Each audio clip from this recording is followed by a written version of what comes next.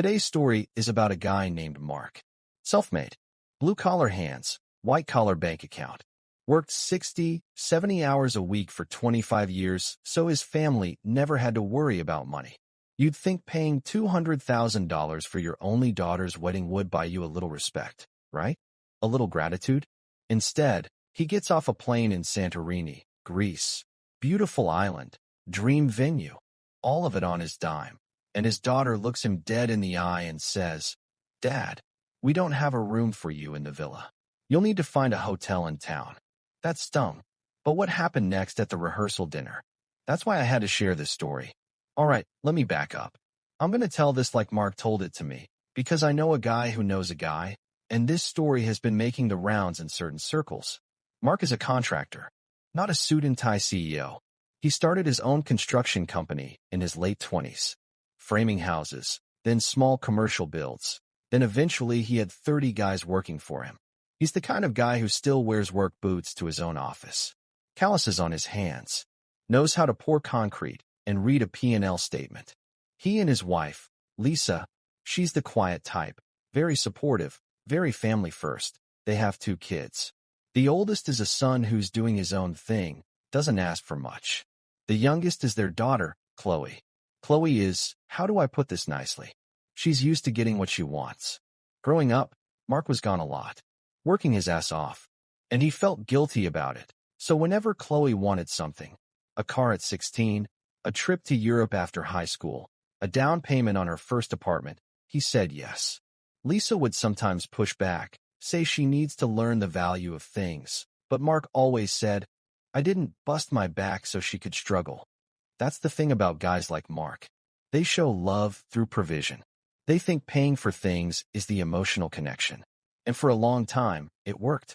Chloe was sweet, called him every week, sent him Father's Day cards. Seemed fine. Then she got engaged to a guy named Derek. Oh man, this guy? He's one of those dudes who posts a lot of quotes on Instagram about hustle culture, but you never actually see him work.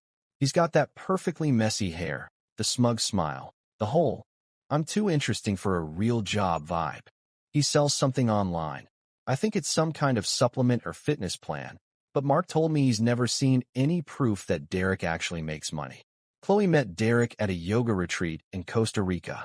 2 months later, they were engaged. Mark was surprised, but didn't want to be the overbearing dad. He sat Derek down once, just the 2 of them, and asked him straight, "What's your plan, son? How are you going to provide?"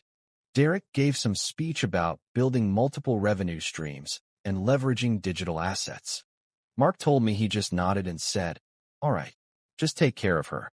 He didn't believe a word of it, but he wanted to give the kid a chance. Now, the wedding planning. That's where things started to get weird. Chloe came to Mark and said she wanted a destination wedding in Santorini.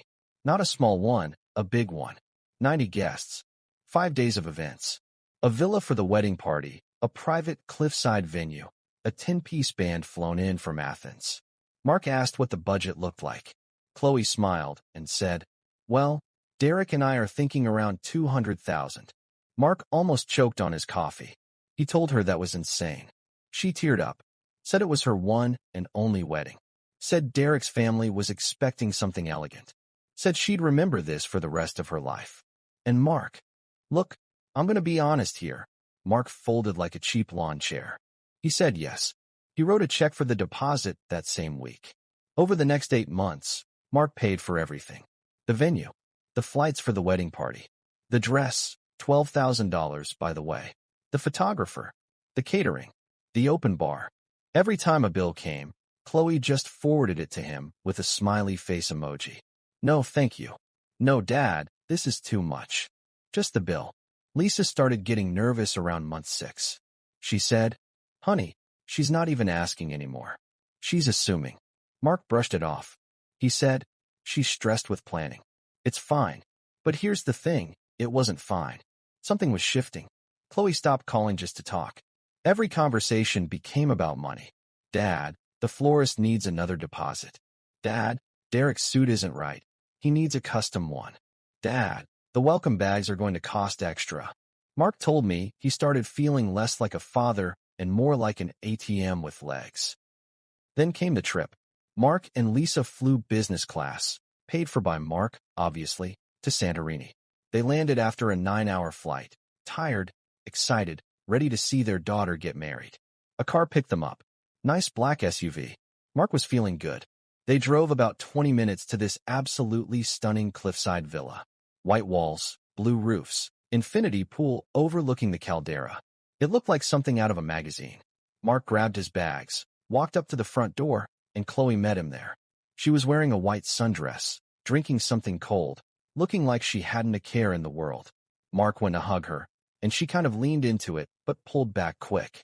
Then she said, "Dad, I need to tell you something. We don't have a room for you and Mom in the villa. The wedding party is staying here, and we're totally full. But there's a nice little hotel in town. I already booked it for you. It's charming." Mark just stood there. He said, "Chloe, I paid for this villa. I paid for all of this." And she sighed like he was being difficult. She said, "Dad, it's not about money. It's about the vibe. Derek's friends are here, and my bridesmaids. You wouldn't be comfortable. Trust me." Lisa spoke up and said, "We came all this way to be with you." Chloe waved her hand and said, "You'll see us at the rehearsal dinner tomorrow. Just go settle in. You're tired anyway." At this point, I already knew this story was going to get ugly. Mark told me he didn't argue because he didn't want to cause a scene in front of the other guests who were standing around.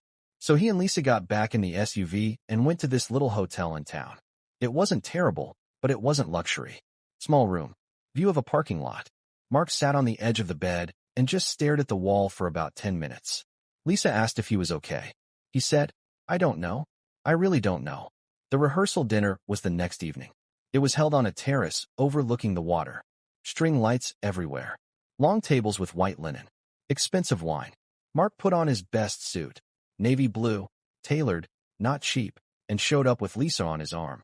He expected to sit at the main table with Chloe, Derek, and the immediate family. That's how it works, right? That's normal. But when he walked up to the seating chart, his name wasn't at the family table. It was at a small table all the way in the back, near where the servers were coming in and out of the kitchen. He looked closer. The card said Mark and Lisa, caterers, and vendors table. He thought it was a mistake. He found Chloe by the bar, pulled her aside, and said, "There's been a mix-up. My name is with the caterers." Chloe didn't even blink. She said, "No, Dad, that's right. We had to make space for Derek's parents and his aunt from Germany. And honestly, you can be a little much. You talk too loud. You tell the same stories about work. I just don't want you embarrassing me in front of everyone." Mark said, "Embarrassing you? I paid for this whole night. And Chloe, I can't make this up." She put her hand on his chest like she was comforting a child and said, "Dad, please don't make this about money. Just sit where you're told. It's one dinner. I'm going to pause right here because I need you to understand how insane this is. This man wrote checks for $200,000. He built a company from nothing. He worked through 2 back surgeries and a divorce scare. And his daughter is telling him to sit with the caterers because he tells the same stories. That's not a wedding. That's a humiliation ritual."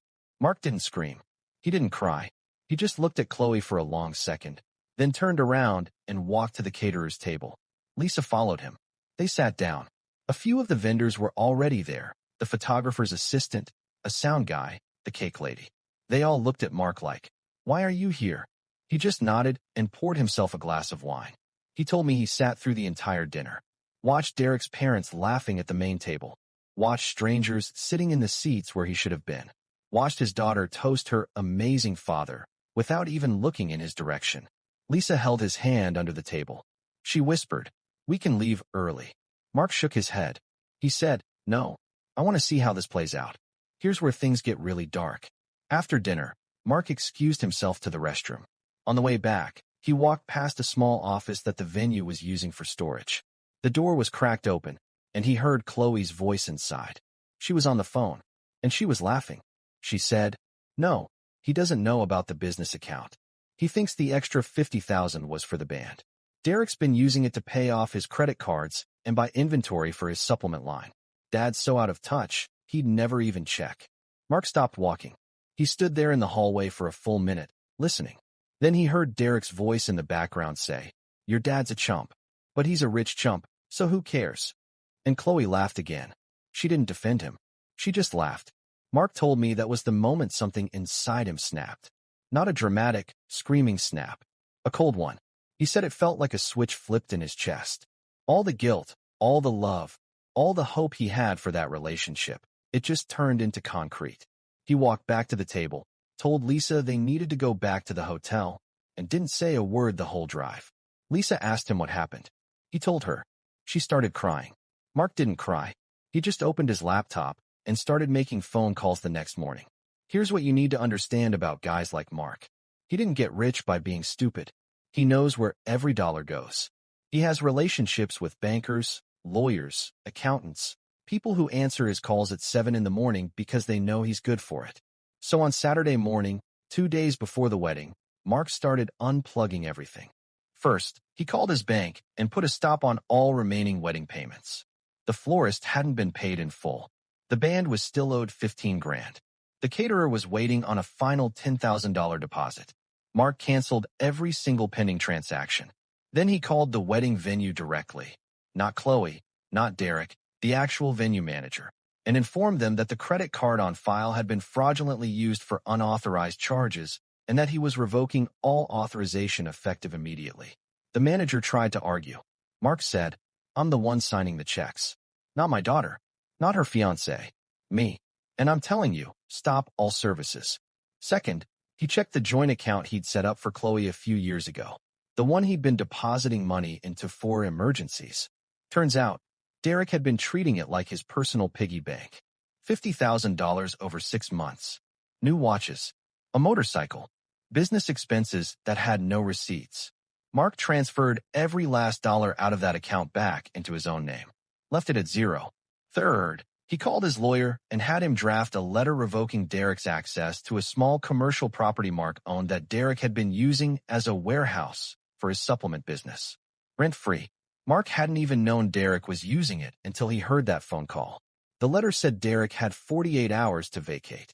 By Sunday morning, everything was falling apart. Chloe woke up to a dozen frantic calls. The florist said they weren't delivering the flowers. The band said their payment had been reversed. The caterers said no food would be served until the deposit was paid in cash. Chloe called Mark screaming. He told me he let it go to voicemail. She left 7 messages. The first one was angry. "Dad, what did you do? Fix this right now." The third one was confused. "I don't understand. Why are you doing this?" The 7th one was crying. "Daddy, please. Everyone's going to be here tomorrow. Please just call me back." Mark didn't call back. He took Lisa out for breakfast at a little cafe in town. They sat outside, drank their coffee, watched the boats in the harbor. Lisa asked him if he was sure about this. He said, "I've never been more sure of anything in my life." She didn't want a father. She wanted a wallet. And I'm done being that. Now, here's where the story gets really satisfying. So listen close. Derek showed up at Mark's hotel room that afternoon, banging on the door. Mark opened it, and Derek looked like he hadn't slept. His face was red. He said, "You're ruining everything. This is her dream wedding. You can't do this." Mark leaned against the doorframe and said, "Watch me." Derek started yelling about how Mark was financially abusive and controlling. Mark just laughed. He said, "Son, I paid for everything. And I mean everything. The dress, the rings, the flights, the villa you're staying in right now. The only thing you've paid for is the audacity to disrespect me in front of strangers. So here's what's going to happen. You're going to go back to Chloe, and you're going to tell her that her wedding is canceled unless the two of you figure out how to pay for it yourselves. And then you're going to get your stuff out of my commercial property by Tuesday, or I'm having it towed and boarded up." Derek started to say something else. Mark closed the door in his face. The wedding never happened. Not the next day, not ever. Chloe tried to scramble, called every guest, asked if anyone could pitch in to save the day. A few relatives sent money, maybe 5,000 total. That covered nothing. Derek's parents offered to help, but when they found out the full cost, the remaining 100,000 or so, they suddenly remembered they had travel issues and flew home early. Derek himself disappeared for 2 days. Turned out he'd been telling Chloe he was handling things while he was actually packing his bags and buying a one-way ticket back to the States. He left her in Santorini with a maxed-out credit card and a text message that said, "This is too much drama. I'll send for my stuff." Chloe flew home alone, broke, humiliated, and that's when Mark had his final conversation with her. She showed up at his house 3 weeks later. No makeup. Looked like she'd lost 10 pounds. She sat down across from him in his home office and said, "I'm sorry. I was horrible. I was entitled. I treated you like garbage." And Mark, being the guy he is, listened to all of it. Let her talk for 20 minutes. Then he said, "Chloe, I love you. You're my daughter. But that's not the same as owing you. I worked my whole life so you could have opportunities, not so you could treat me like a servant. You sat me with the caterers. You let Derek call me a chump. You stole from me.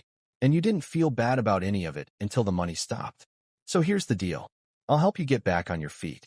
I'll pay for therapy if you want it. I'll even help you with rent for 6 months. But I will never pay for another wedding. I will never co-sign another loan. And if you ever speak to me like I'm an embarrassment again, we're done. Not because I don't love you. Because I finally love myself enough to not be treated like that." Chloe cried. Hard. Lisa cried too. Mark shook his daughter's hand. Not hugged her, shook her hand, and told her to go home and think about whether she wanted a relationship with a father or a bank account. She chose the father, eventually. It took a year of therapy and a lot of hard conversations. But they're okay now. Not great. Okay. And Mark says that's better than being used. Here's what I take from this story. Money doesn't buy respect. It buys access, comfort, maybe even admiration from strangers. But respect? That has to be earned both ways. Mark learned that his wealth was making him blind to the truth about his daughter. And Chloe learned that her father was a human being, not a credit card with legs. Some lessons cost $200,000. Some cost a wedding. Some cost a relationship for a while. But the ones that stick? Those are the ones where you finally look in the mirror and admit you helped create the monster you're fighting. Mark did that. And then he built a better cage. I'm not gonna lie, I wouldn't have had the patience he did. I would have canceled the wedding the second I heard, "Sit with the caterers." But Mark? He waited. He watched. He gathered evidence. And then he acted like a man who knows his worth. That's the real lesson here. Not revenge,